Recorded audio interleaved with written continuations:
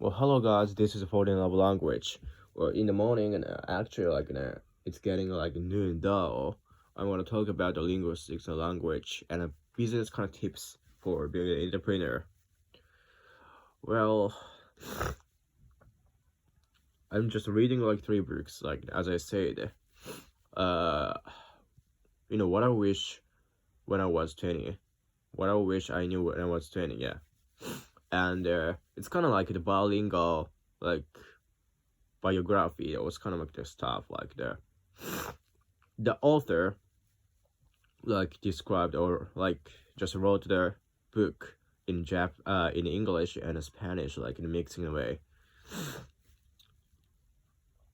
like that he puts like Spanish words and vocabulary in their English based like the sentence or just like chapters, kind of like that stuff. So then, well, just when you read like this book and the sentences, and you can find like the lots of like the Spanish words and Spanish vocabulary in the middle, like all of a sudden, like, oh yeah, like this sentence like this, it's kind of like based upon an English. However, when you read, then like all of a sudden, like from that verb, like from a verb, like the 3 sentences, yeah, then you can find it's kind of like your Spanish words and vocabulary. Wow, sounds really interesting. So, well, the author, like takes aim at like just like introducing the Spanglish, which is spoken like mainly like Southern America, the United States of America.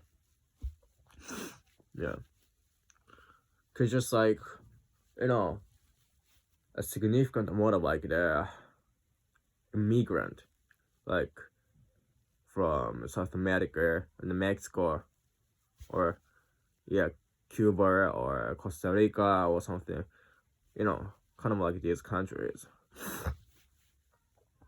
migrated like around the southern part of America. Then also like their native language is Spanish, so that's why they speak like Spanish. And also, yeah, in there on a public, well, if you have opportunity like to go to California or certain part of America, you can find any board or the restaurant and the menu and any signs, like any signs like being on the street, or just town or downtown, are like are in English and as well as like Spanish.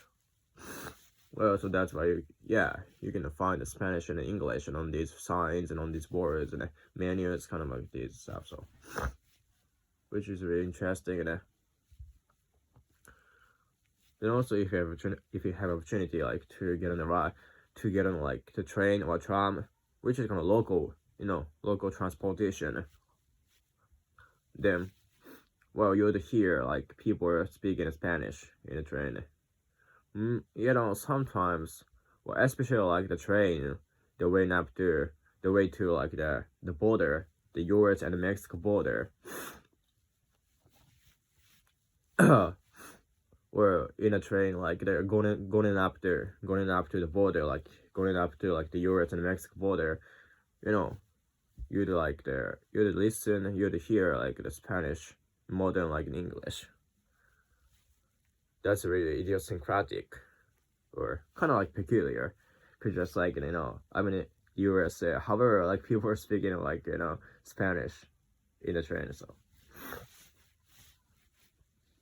yeah, and also like another like bilingual book. This is described in like entire English. However, the author is from like Switzerland, and also he speaks English and Spanish, English, French, Italian, and German, I guess. In many bilingual books or textbook, like the Switzerland is a model or is an example, like treated as a bilingual country. For just like the government, their country itself, like really like it's kind of like encouragingly really like greatly encourages people like who live in there like speak like the more than like the one language is more than like their native languages. However, according to the Life with Two Languages first version, which is one of like the books that I'm reading. The Switzerland, the bilingualism is like a regional bilingualism. So, well, that means just like the bilingual border is set up like they're based upon like the regional influence and regional circumstances. Well, so actually southern part of like the Switzerland, the main language or like lots of much population speak like Italian. Then like northern part of like Switzerland speak German. The other part of like their population speak French. This can be applicable to Belgium. The Belgium is also very idiosyncratic country, adapting the bilingualism as a country itself, as government. The government entirely encourages people and like just like hold entirely like it holds like the policy for bilingualism, for bilingual education. However, in Belgium, like the capital, Brussels, speaks French. Like most of the population like speak French. However, in Belgium, like actually northern part of like the Belgium, like much of the population speaks like the Flemish, which is a dialect of Dutch. And the rest of the the southern part of like the Belgium, much population speak like French. Then the rest of the 1% speak like German. Well, however, in Brussels, as I said, like much population speak French. This is because the French is a dominant language, not Flemish. The Flemish is kind of like dominated language, which is categorized as a dialect of Dutch, and also doesn't have like much influence over like people, the government, and around the world. So this is because like in Brussels, the capital, like encourages people like to speak French. Not just encourages people to speak French. However, the people living there, it's gonna go just like speak French in preference to Flemish. This is how it works. This is how it works bilingualism in Belgium, which is very interesting. Well, then just change the topic. Well, I'm gonna talk about the content of the what I wish I knew when I was 20, which is kind of like a business book or people who like this is a book for people who are eager to be like an entrepreneur. The chapter I've read like yesterday, like says that just don't be afraid to be failure. Failure is a source of innovating a new thing or just getting forward and invent something new stuff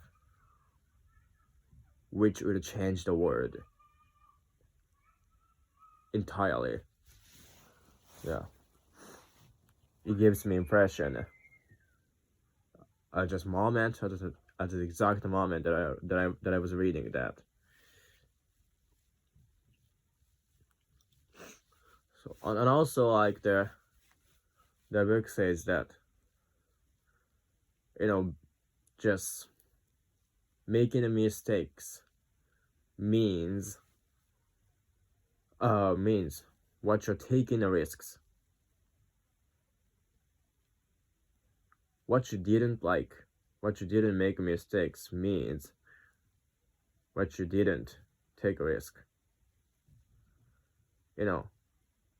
Every time that you want, invent something new, every time that you want to change the world wholly, then you have to take a risk. There's no there's no any the new things or innovative stuff behind their taking the risks. There's no such thing. It says that. I was really, oh, really, yeah, actually it is. So even Steve Jobs, he has tried to do something new, then also taking the risks again. Then he invented iPhone or iPod, iPad or something like that. The new gadget. So but actually it is not necessary to applicable to to invent something new stuff or just be the inventor. But just when you work as a ordinary or as one of the white collars or just workers, office workers, just take it. Don't afraid. Just taking the risks. Then you get promoted to another one step, another more the one step. So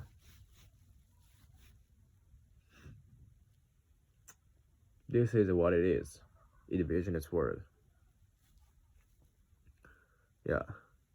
Then the first time you made a mistake, well, it's fine, it's totally fine. And also for the company, the firm, when hiring people, they usually focus on the people who have experienced of a failure. Well, cause just if they had the experience of a failure, well, they would probably tend to not make a mistake, not make the exact same mistakes or kind of the stuff and again, cause just they had made a mistake once. Then well, then specify and speculate the firms that speculates the people who have the failure experience want make a mistake, want to make the exact same mistakes, and as well just learn from their experience, the failure experience past. This is because the company they would tend to hire the people who have the experience of a failure. I was really convinced at the time. Yeah.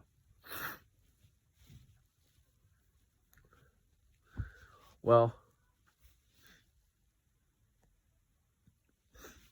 I just want you to keep in mind that if you're in the air or if you're still deciding take it or leave it, then just take it. It doesn't matter how risks it has, or the event how many how risks the event it has, or the tasks that have doesn't matter. Just take it. Then it's totally okay to make mistakes and about that. So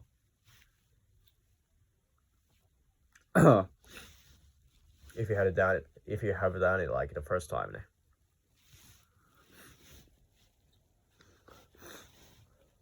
But however, if you done it like the once, then you won't like there, make the exact same mistakes. Because just like you need to learn from the past, you need from the experience in the past, then like the process, like to learn the mistakes, to learn from the experience of the failure, to improve your skills, or like the mentality and the characters, just like write a thing, or write like shortcomings of yourself and of your skill, and as well just like the mistakes that you made on the note or on a memo, or any like function that you can write. Then you just review, or you just like see like inside, then like you have to like catch up the information, like the fact, in your eyes. Then like actually it's still like they still in the brain, then like it considers you not to like make a mistake there, the same again.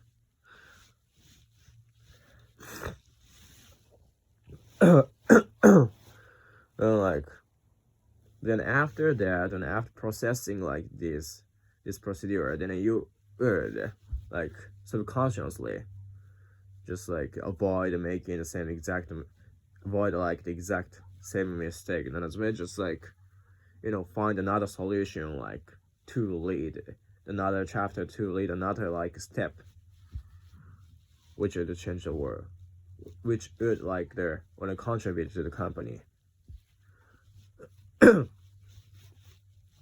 Okay, so like thank you for guys listening all up like the mentions. Well, if you don't like this video, or if you want to like to watch another videos, please subscribe button and like button. So see you next video. Bye.